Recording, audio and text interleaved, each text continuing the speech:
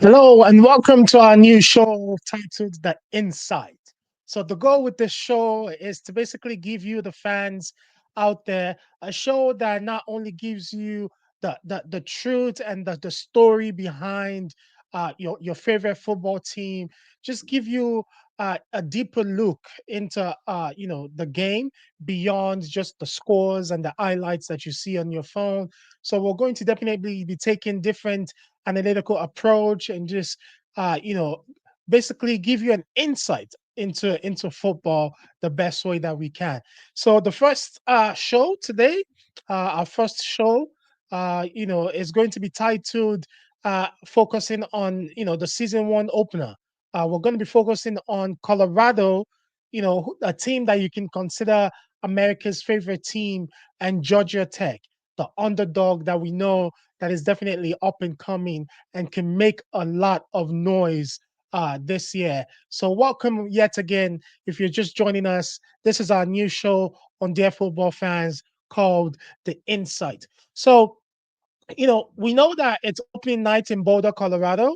And, one thing about Colorado is they're a team that is definitely refreshed.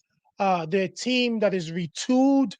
They're a team that under Coach Prime, they're going to be facing a monumentally driven, Georgia Tech team, right? Based on the recent announcement, we know that Colorado is not going to be having Ralphie this year. And also, one thing is they're going to be playing under a new, QB, which is Caden Salter. So there's definitely a lot of things that are new and interesting with Colorado this year. But one thing that we know about this game between Colorado and Georgia Tech is that it's going to be a game that is full of different storylines and different, things that are going to be unfolding. And we here at the Insight are definitely going to be here to share that story for you. So you can consider this a Colorado and Georgia Tech, preview, right? But one thing that we just want to take note of is that Colorado, they're going to be, they're considered an underdog for this game, right? I think I'm not a betting man, but most people have them as a 3.5 to 4.5 point underdog at home. But one thing that I know is although Colorado have lost Shador Sanders, they've lost Travis Hunter, they've lost Jimmy Hunt Jr., and Shiloh, and the Shark, um, and a lot of Wester and a few other players, right? One thing that they've definitely done this year is they went and rebuilt, right? They have depth. And the depth that they have is not just like bodies, right? They have depth with skillful players, right? So let's look at it. For example, right? Leading them is going to be their QB, Caden Salter, right? The backup, right, is a very highly touted five-star recruit, right? Yes, they're going to with Caden Salter because of his experience and the fact that he's done it before and all that good stuff. But one thing that we know for sure, if in a situation whereby Caden can no longer lead them, they have a strong backup in Juju Lewis, right? So that alone is definitely something that is way better than previous years. Last year they had Shador Sanders, and with every hit that Shador Sanders was taking, Colorado fans were like, "Oh my God, please don't get hurt! Please don't get hurt!" Because yes, they had a backup in I forget his name, but it was not comparable to what they were going to get with Shador Sanders on the field, right? So that's definitely one thing. But if we're also looking at the quarterback play, Caden is new on the OC, but on the Georgia Tech side, right? Georgia Tech definitely have a seasoned quarterback in Haynes King, right? So he's definitely going to be providing them the offensive consistency that they need to be successful this year, right? So you can say. the newness with Colorado, right? And versus the consistency, right? And the with Georgia Tech, right? So that's something that we can definitely take into consideration. But let's look at the battle of like the the front line, right? The Colorado's offensive and defensive line has also been revamped, right? They've lost the block bully. They've also sort of brought in a new offensive line with their goal of wanting to run the football, and the fact that they've revamped their offensive line. They've also brought in key running backs. Their running back play this year is going to be remarkable.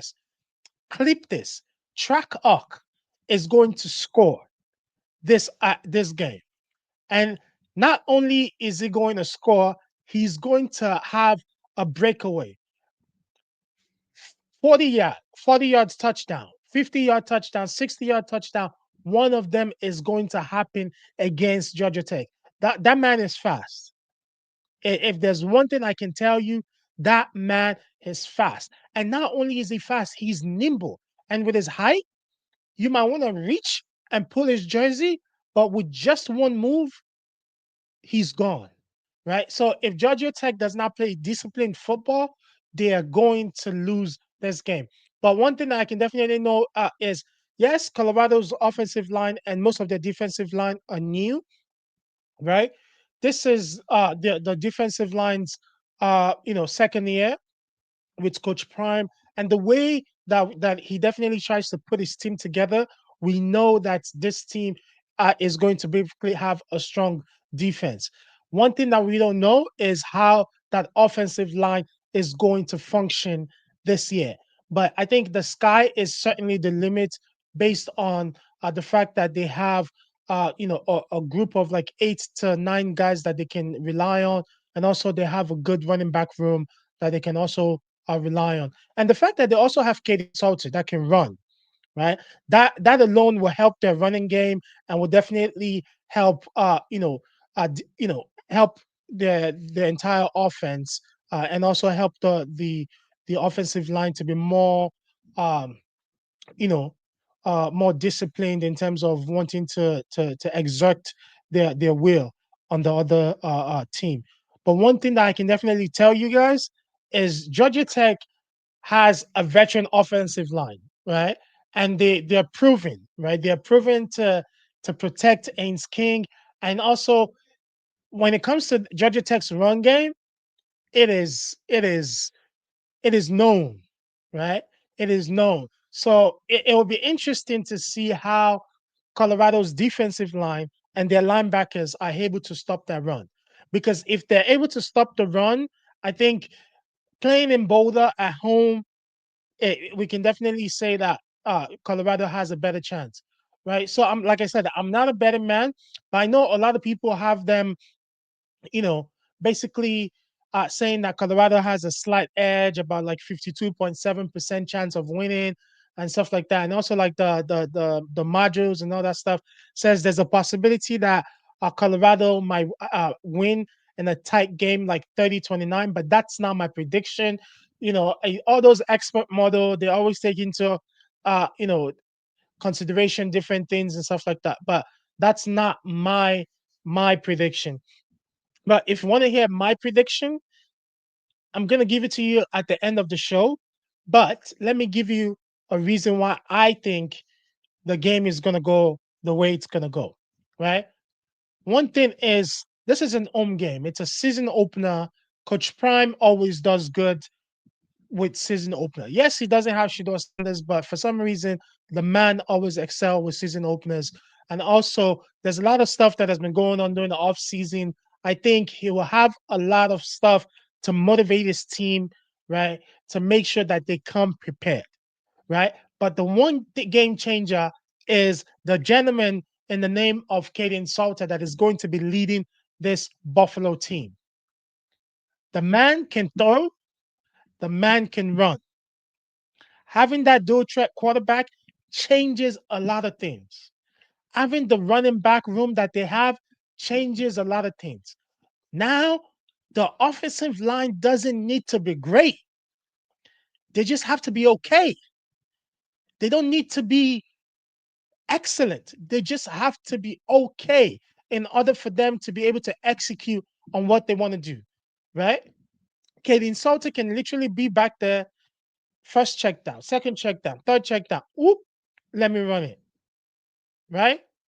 Oh, first check down, second check down, like first read, second read, right? Check it down to the running back, right? The running back is such a speedster that he can make one man miss, bam, 10-yard gain, 15-yard gain, first down, and just move the chains, right? So with that being said, and the defense possibly doing what they're known to have done previously, right? Yes, they don't have block bully, but the gentlemen that they have and the edges that they have, a lot of them are hungry, right? So Georgia Tech, yes, that we know what Georgia Tech can do, right? We know what Ace King can do, but they also have some shortfalls, right?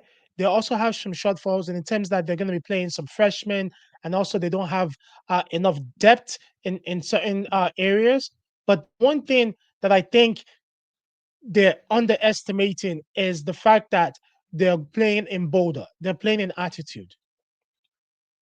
If Colorado is able to come into that game, first quarter, put up 7 points, 14 points, 21 points, and they have to force Ains King to throw the ball, and they have to force, those wide receivers to start running up and down that field. I'm sorry. I've been to Boulder. The attitude gets to you. Yes, those guys are athletes, but it takes a while. And the fact that if Georgia Tech falls behind early and those guys have to be running up and down often, it might take them a while. It might take them a while to get the ball to get back into the ball game. So my thought on this game is Colorado needs to play disciplined. They need to play with grit. They need to play with intention, and they need to play fast.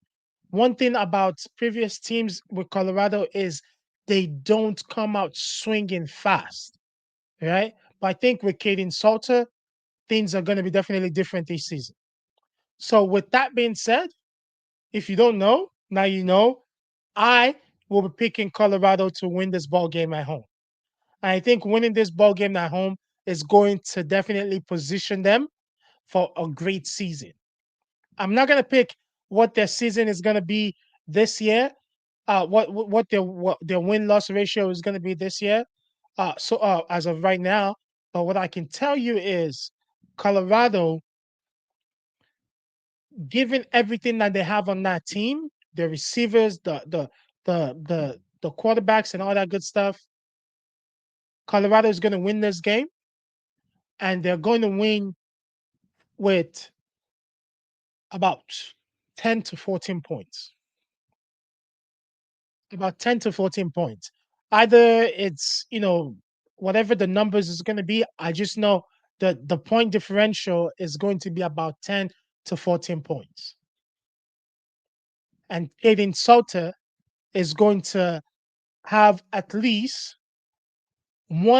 a minimum of one scoring touchdown and one, like one running touchdown and one throwing touchdown.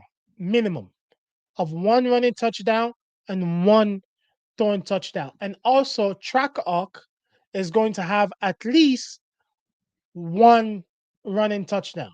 And like I said earlier, is going to also be able to at least break one for at least 20, 30 yards. Clip this. Clip this. And after the game, come back and watch it. I'm telling you, it's going to be fun. So stay tuned. Ladies and gentlemen, thank you very much for watching. It's been a pleasure, and welcome back to another season. 2025 football season is here, and we here at Dear Football Fans are going to be joining you all through the way through our show, The Insight. See you soon.